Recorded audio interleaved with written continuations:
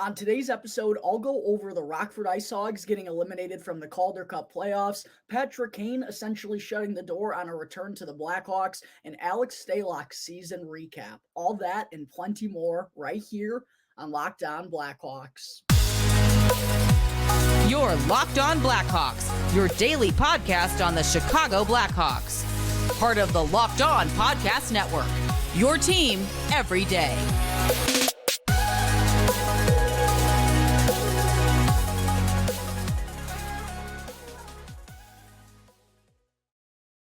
Welcome to the Locked On Blackhawks podcast, part of the Locked On Podcast Network, your team every day. Today is Friday, May 5th. I'm your host, Jack Bushman. You can all find me out on Twitter at JackBushman2, or you can also go and check out my Strictly Blackhawks account at Talkin' Hockey for all the latest Blackhawks news and updates. And real quick, just a reminder that you can follow along or subscribe for free on YouTube and wherever you listen to your podcast. Make sure to do that real quick so that you can get the latest episode as soon as it comes out each and every day. All right, good afternoon, everyone. As always, thank you all for joining me on another episode of Locked On Blackhawks, part of the Locked On Podcast Network, your team every day. And thank you to everyone out there for making the show your very first listen here to start off your Friday. And I hope everyone's Friday is going well up to this point. We finally got some lovely weather here in the Chicagoland area, and it looks like it's going to be in the 70s for the next week or so. Fingers crossed on that front, because the 50s starting to get real old. I'm sick of having to wear sweatshirts and sweatpants as we're into May now. It's supposed to be when the weather's starting to get a little bit nicer. So nice to see that following through. Hopefully we can consistently start getting this type of weather, start getting back outside, out on the golf course, and enjoying everything that comes with the summer months. And of course, part of that is the Stanley Cup Playoffs. And that's actually where I'm going to begin today's episode. I figured we could talk about the non-news news that came out of New York on Thursday morning, as Patrick Kane held his first exit interview as a member of the Rangers following their disappointing 4-0 shutout loss to the New Jersey Devils in Game 7 recently. And as a result of that loss, of course, the Blackhawks do not get a first-round pick from the Rangers as part of the Patrick Kane trade. They will get their 2023 second-round pick, which now gives the Blackhawks 4 selections at the moment in the second round, 6 picks within the first 2 rounds, and 8 picks within the first 3. So even though they don't get another first-round pick from the Rangers, that's pretty disappointing. They are still sitting pretty heading into the 2023 NHL draft. And with the Blackhawks having a slew of cap space this offseason, I think Kyle Davidson's going to be pretty aggressive in the trade market to try to get an extra first-round pick once again, like we saw him do last year. But going back to Kaner, during his exit interview with the New York Rangers, he was asked by, I don't know who the reporter was off the top of my head. I apologize for that. But basically, he was asked about, any thoughts maybe of going back to Chicago now that he's a free agent for the first time in his career. Of course, his contract now has officially expired, or will expire on July 1st. And he'll hit the free agent market, like I said, for the first time in his entire career. A very different situation than Patrick Kane is used to being in, obviously. But when asked that question about any thoughts on returning to the Blackhawks now that he's a free agent and can essentially choose his destination once again, he kind of shut it down immediately. He said, and I quote, "They're rebuilding, so that's really never crossed my mind, if I'm being honest with you." And there it is, Blackhawks fans. There it is. And if you were still holding out hope that Kaner was, wanting to come back to Chicago and help them out through this rebuild, it's over. It's officially over. And, I don't want to talk about this for too long because it's really not news. It's the non-news news. And we had this happen so many times with Patrick Kane prior to the deadline, the non-update where we haven't learned anything at all, but we still have to talk about it. This feels like a similar situation to that, because listen, if you were one of the Blackhawks fans that were holding out hope that Patrick Kane was going to come back, it just, I respect the daydreaming and wanting that to happen, thinking about what could possibly be if Kaner were to come back to Chicago and maybe help this Blackhawks team throughout the rebuild. It was never going to happen. And let's be honest here, that was the reason why they traded him in the first place, right? Like if they wanted Patrick Kane here through the rebuild, they wouldn't have been wanting to trade him. It just doesn't make sense. So for him to come back, it kind of even makes less sense, right? And he spoke about it honestly. They're rebuilding. So what's enticing for Patrick Kane to come back here, right? I mean, he waived his no movement clause to leave here because he wasn't going to be winning here in Chicago. He hasn't had an opportunity to win legitimately in quite some time. And with the Blackhawks, not only are they in a rebuild, but they're in a very patient, slow moving rebuild. And that's been very obvious throughout this first year based on how Kyle Davidson, A, has handled the prospects, B, the moves that he's made in free agency. I mean, last year, bring in Athanasiou, Domi, Alex Stalock, they're not moves of a contending team. And we also heard Davidson speak out at the end of the season saying that's probably going to be the path for the Blackhawks once again this offseason. What's exciting about that to Patrick Kane? Why would he want to come back to a team who's, I don't want to say they're trying to lose, but they're, from a front office perspective, they're not trying to put too much talent on the ice because they don't want to be winning too many games. And the reality is the Blackhawks are probably going to be going through a similar situation that we saw this year once again next season. And none of that's enticing to Patrick Kane. He wants to win. This is a guy who didn't sniff it basically from 2018 to 2023. The last 5 years of his career, the Blackhawks have just kind of wasted it. And there shouldn't be any disdain towards Patrick Kane that he doesn't want to come back. If any of us were in his situation, we wouldn't want to come back. We would want to pursue other opportunities and try to achieve the ultimate goal, which is raising the Stanley Cup. And listen, that's just not going to happen here in Chicago. The soonest is like 2026, it feels like, or 2027, right? Like, and that might even be thinking optimistically. And Patrick Kane at 34 years old, he just doesn't have the time to sit around and wait and hope for the best. No, he's got to try to be active and find the best situation for him.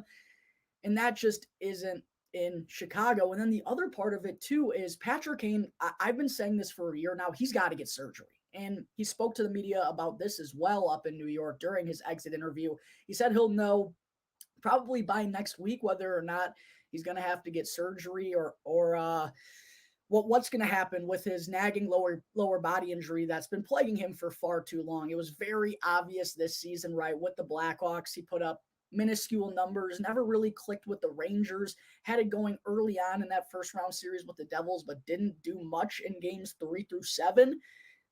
A lot of that has to be due to the injury because we know what Patrick Kane's capable of. We know what 88 can do when he's fully healthy. And it just wasn't evident this year for really the first time in his NHL career. So I know this has been something that Kaner's been thinking about for a couple of years now, but I think he has to get surgery to address that lower body injury. And why would the Blackhawks want to bring him back if he's dealing with surgery? He's on the wrong side of 30. He's getting older. They're going to have to pay him a pretty penny, even if he still takes a hometown discount. And that's just not a situation the Blackhawks want to be in. It's just not a situation Patrick Kane wants to be in.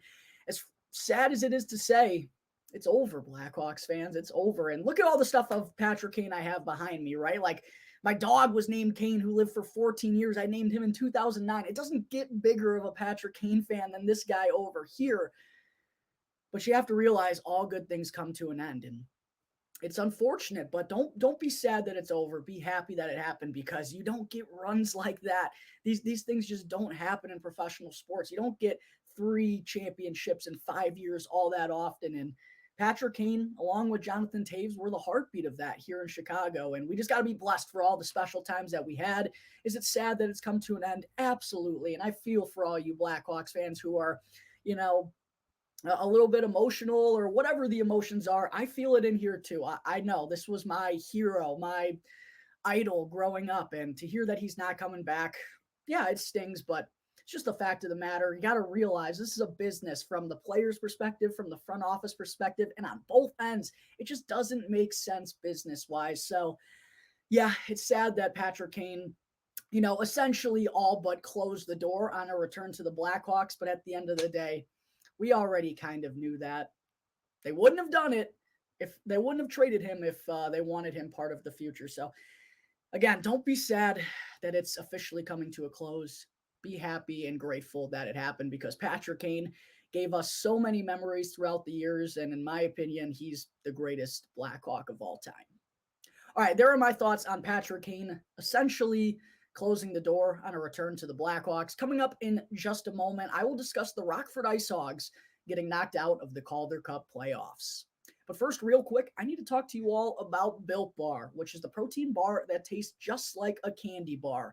And are you looking for a delicious treat but don't want all of the fat and calories? Well, then you got to try Built Bar. And I know some of you out there are asking to yourselves, well, what makes Built Bar taste so good? First off, they're all covered in 100% real chocolate and come in unbelievable flavors such as cinnamon churro, peanut butter brownie, coconut almond, and plenty more. Plus, they only have 130 calories, just 4 grams of sugar, and 17 grams of protein in every single bar. And right now, you can go on down to your local Walmart or Sam's Club and get you a pack of Built Bars. Go and pick up a 4-pack of cookies and cream, double chocolate, or you can even try Built Bar Puffs, which are also outrageously tasty. Go and buy a 4-pack right now, and I promise you'll be thanking me later. Built Bar, the protein bar that tastes just like a candy bar.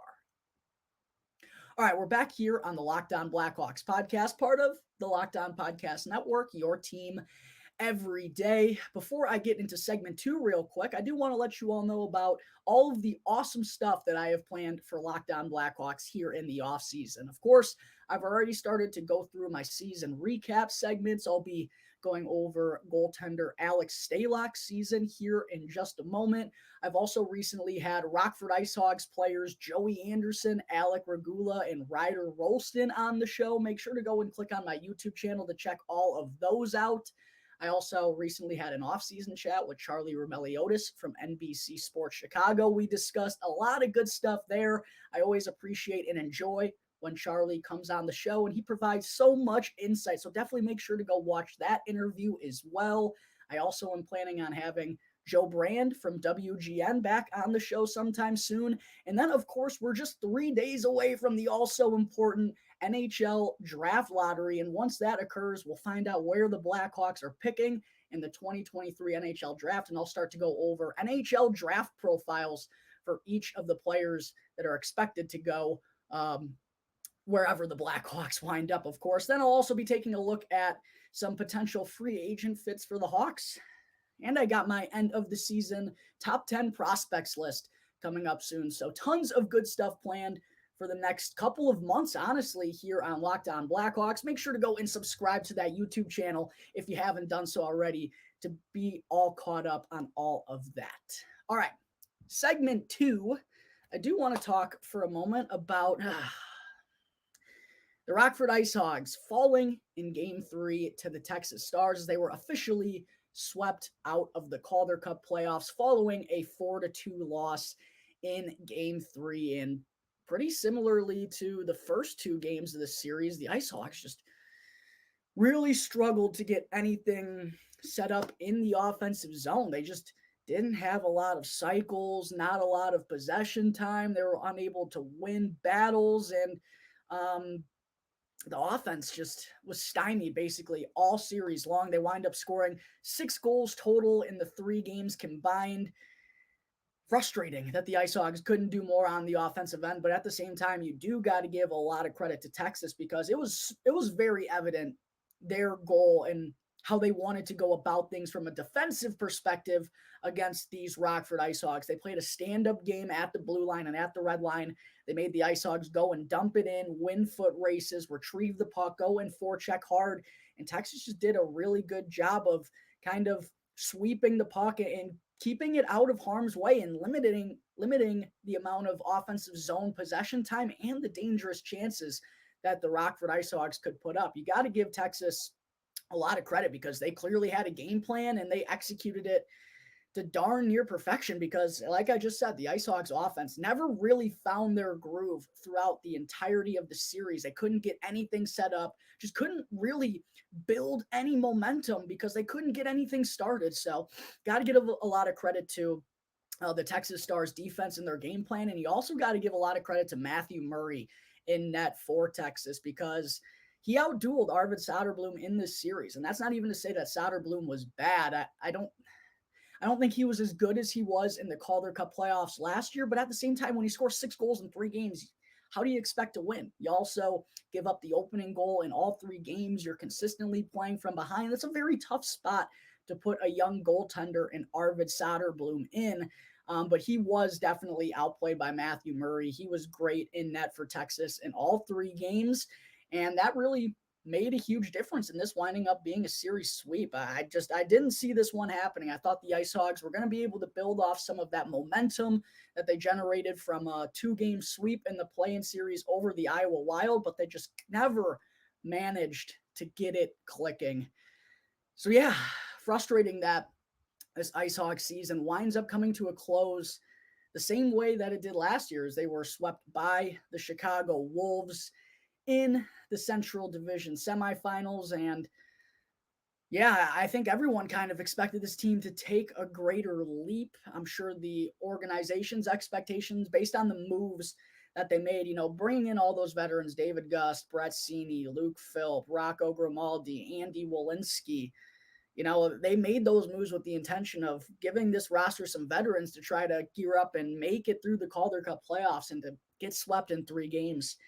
It's absolutely frustrating, but those additions, they just didn't do enough. The second line of Philp, Seney, and Gus, they were so good in that play-in series, and they just really struggled to do anything against Texas. And another huge part, too, that I got to talk about was the lack of execution from the top line of Rocco Grimaldi, Lukas Reichel, and Joey Anderson. Joey Anderson did score in games 1 and 2, but that top line just never got anything going. Like, realistically, they were absent throughout this entire 3-game series. And Reichel didn't have a point through the first 4 games. And I talked about how on Wednesday's show, he was called out a little bit by Rockford IceHogs head coach Anders Sorensen for his inconsistency, and he never really was able to pick it up in games 2 or 3. He did go on to get his first point and goal of the series, but that came with 16 seconds left, garbage time, when the score was already 4-1, a meaningless goal for Lukas Reichel. And other than that, he was shut out by the Texas Stars in the rest of the series. And that caused quite a commotion on Twitter, which I found a little bit baffling. Like, I saw people saying Reichel blows, Reichel's a bust, he plays the game wrong. I'm like, did you guys watch this kid in the NHL at the end of the season, or are you just watching the 5 games of action that he had in the Calder Cup playoffs? And it was quite frustrating to see people say that about Lukas Reichel, a 20-year-old kid who has exceeded expectations, certainly so far in his development. 17th overall pick, comes over to North America a year earlier than expected, is a point-per-game player for the Rockford IceHogs last year.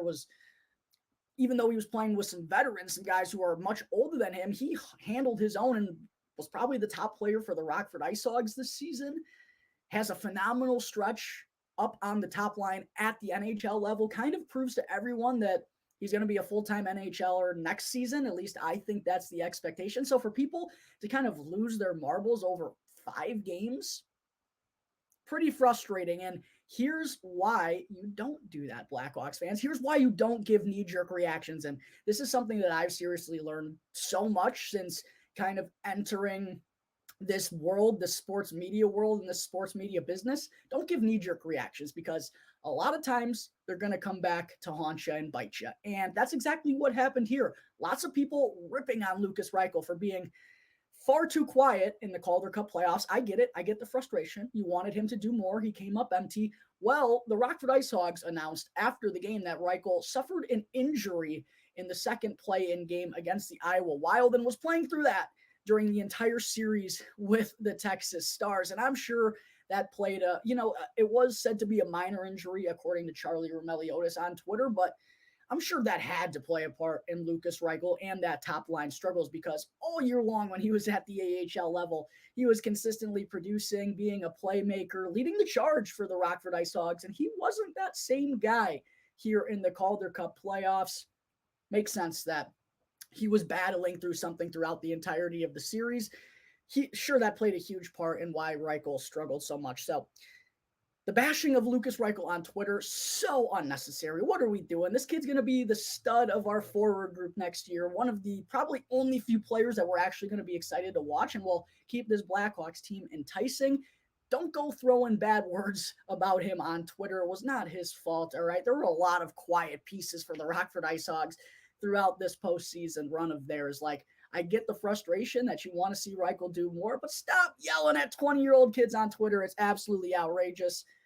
I still believe Lukas Reichel is going to be a very special player for the Chicago Blackhawks next season. Also, due to the injury that Reichel suffered in Game 2 against Iowa, I wanted to be sure to mention that he won't be playing for Team Germany in the World Championships that are coming up here pretty soon. And I believe he's been a part of that team for the last 2 years now, and it's been kind of fun seeing what Reichel could do in the World Championships. Altogether, I think they're a pretty fun tournament, not the most entertaining because the rosters aren't very deep, but you love to see competition going on at all times of the year, so it's exciting. But I'm sure Germany's a little bit disappointed that one of their top-end players in Lukas Reichel isn't going to be playing for them this year in the World Championships. I also wanted to mention that Blackhawks organization will have 3 members of their roster playing for the United States. Goaltender Drew Commesso will be there for Team USA, and I love this choice by Commesso, right? Just getting more and more international experience. He's already wrapped up a pretty good amount of it at his young age, and I just think it's another great experience for him to get some action, play against professionals and grown men, and it's only going to help continue throughout his development process, I should say. So very excited to hear that Drew Commesso is going to be playing for the United States. Anders Bjork is also going to be suiting up for Team USA. It'll be interesting to see how he performs in that tournament after showing some flashes for the Blackhawks late in the season. Rocco Grimaldi has also been a late addition to Team USA's roster now that the IceHogs have been eliminated from the postseason. So Blackhawks organization will have 3 players on the United States roster for the World Championships. Worth noting, though, that Seth Jones, he said in his exit interview that he won't be playing for the Team USA this summer. He was Captain America last year for the United States. And with the rosters being announced, Connor Murphy during his exit interview said he was kind of on the fence. Doesn't look like he's going to be playing for the United States at the World Championships either. I know he's planning on getting married this summer, so probably wants to take the time and relax with his family and with his fiancée, soon-to-be wife. Understandable out of Murphy. Deserves this offseason. Hopefully that will have him ready to go for next season. But yeah, those are all the updates out of the World Championships. Always a fun tournament. I should know when they're starting. I apologize, but yeah, a couple of Blackhawks players going to be suiting up for the United States. Also, Adam Fantilli officially will be playing for Team Canada. Worth keeping an eye on him as the Blackhawks are in the mix to be, a potential top 2, top 3 pick in the 2023 NHL draft. Lots of things to keep an eye on here at the World Championships that are coming up soon. All right, before I wrap up today's show, I have to get into my next Blackhawks season recap segment. And for those of you who have missed it, I think I've gone through 6 now already. Andreas Athanasiou, Tyler Johnson, Connor Murphy, Seth Jones, Jared Tenorti. I've gone through a good amount of players already, and if you've missed some of them, make sure to go back and click on the channel, click on each video. I have everything time-coded in the description, so you can easily jump to that segment and get all caught up on my season recaps. But without further ado, up next on my season recap segments, we have none other than 35-year-old goaltender Alex Stalock, who the Blackhawks took a chance on in free agency last summer after he missed the entire COVID-shortened 2021 season and played in just 1 NHL game in 2021-2022 due to myocarditis and post-COVID, which I've talked about a couple of times on this show already. Didn't only have Stalock concerned about his future as a professional hockey player. Now, it also had him concerned about being a dad. He was really worried at home about how this was going to impact him. He wasn't feeling like himself, and it must have been a very scary time for Alex Stalock. But the great news was he felt good enough to return to professional hockey full-time once again for the 2022-2023 season, and he was given an NHL contract by the Chicago Blackhawks to be their backup behind Peter Mrazek. And this is something I've also mentioned a ton of times on the show already too, but I do love telling this story because when Alex Stalock was first signed, the reason why Blackhawks fans were so pumped about it is because they went and looked at his hockey reference or his elite prospects or whatever stats page that people go and look up stuff. And they saw that Alex Stalock was only appeared in one NHL game in 2021, 2022, and really hadn't put up good numbers at any level, both the NHL and the AHL, in a couple of years. And with the Blackhawks, obviously announcing that they're in a full-blown rebuild just a couple of months prior to that, everyone was like, yes, this is the perfect backup goalie for Peter Mrazek. Alex Stalock, probably not even an NHLer at this point in his career. He's going to come in and be able to lose a lot of games for this Blackhawks team, and everyone was excited about that possibility. And then everything kind of flipped on his head because it turns out Alex Stalock was pretty awesome this year for the Chicago Blackhawks and really made the most of his opportunity here in Chicago. And I fully believe he's deserving of a chance from another NHL club. Probably not going to be a starter on a good team, but I think he's a very capable backup and just a good dude. I talked to Joey Anderson from the Rockford IceHogs. I had to ask him, I'm like, Alex Stalock, he's got to be an awesome guy in the locker room, right? And he said, oh yeah, no doubt. He's a good dude. But the way he plays the game, how entertaining he is, he's must-see TV, and he always brings the right attitude. Even in his exit interview, like he was well aware that he's not going to be coming back to the Blackhawks next year. It just doesn't make sense with who they have in the organization at this point, but he wore it on his chin. I mean, it seemed like he was just so grateful for the opportunity, and it was such a good dude, and also a phenomenal goaltender when he was healthy. That was really the only problem, was he dealt with some concussion issues and was kept off of the ice. He only appeared in 27 games this season, which kind of interesting because when you think about the season the Blackhawks had, at least to me, I feel like Alex Stalock started like half the games for the Blackhawks, but he realistically only started 24 of their 82 games this season. I don't know if it's because how entertaining he was in the net or how good he was, a combination of both or what, but it felt like Alex Stalock started more games for that than the Blackhawks this year. But getting into his numbers, like I said, he appeared in 27 games, made 24 starts, which is actually the second most he's ever made in the NHL, behind only the 2019-20 season with the Minnesota Wild, where he started 36 games. But a good, season's worth of action for Alex Stalock, especially after, not really being an NHLer or having consistent action for a couple of years. I wish it was more games, but, battled through some injuries, ended up making 24 starts for the Blackhawks this season. The record in those 27 games worth of action was 9-15-2. And kind of similarly, I think Alex Stalock only won 9 games in net for the Blackhawks this year. I know they were terrible, and they didn't win many games as a team, but to only have 9 wins, it really felt like he would have had more.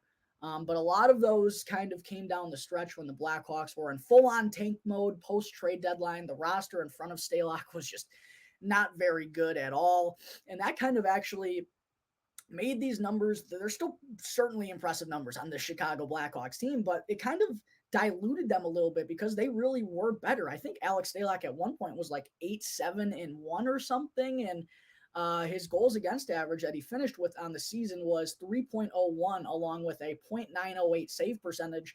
At one point in time, Alex Stalock's save percentage was like 918, 919, and the goals against average was like 2.5, 2.6. He had some really impressive numbers until the Blackhawks kind of sold everything away and basically had an AHL club up at the NHL level in front of Alex Stalock. So these numbers really were a lot better until that final stretch. And here's another kind of statistic to help show you how these numbers kind of got diluted at the end of the season.